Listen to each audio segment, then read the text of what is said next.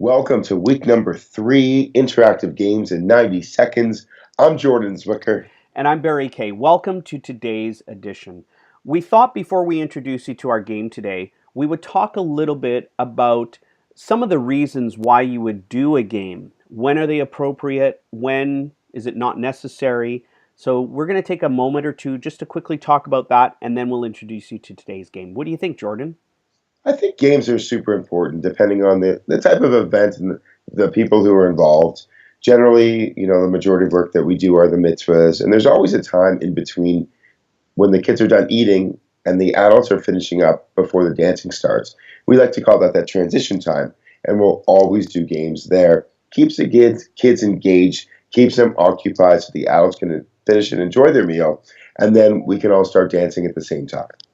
That makes total sense. And if you want to compare this to, say, a wedding or a corporate event, every event, as you know, has its starting point and then it goes up, it plateaus. Sometimes the energy drops a little later on in the evening around the 10:30, 11 o'clock. That's normally when they'll bring out the desserts or the late night snacks. So there's interesting parts in the evening where you can do something interactive to bring that energy back up and take you to the rest of the evening. And it's important to know that and important to realize how to do that.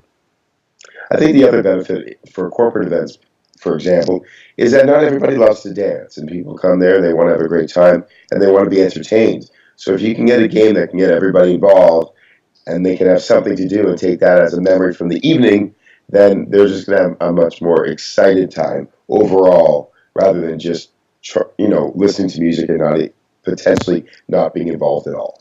And you even can reward them for participating. Who doesn't love to win a $10, $15, $20 Starbucks gift card? People love that. In the bar mitzvah setting, we can do movie passes. Kids love that too. All right, so today's game is an addition. It's an upgrade to the typical game that some people do of the scavenger hunt. So in the typical scavenger hunt game, what you would do is you would have all the kids, adults, anybody, wherever they are, you'd mention an item that's out in the audience, and then everyone would run and go grab that item and come back. First one to bring it back would win. The problem with that is it just creates a little too much hysteria everywhere.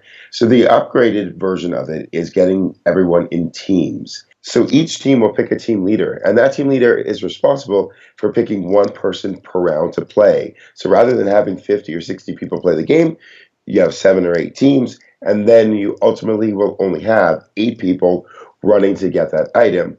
And the players who aren't participating are cheering on their team. And what it will do, it will create a little less pandemonium, get everybody involved one way or the other, and really set the tone for a fun environment and a fun game for everybody.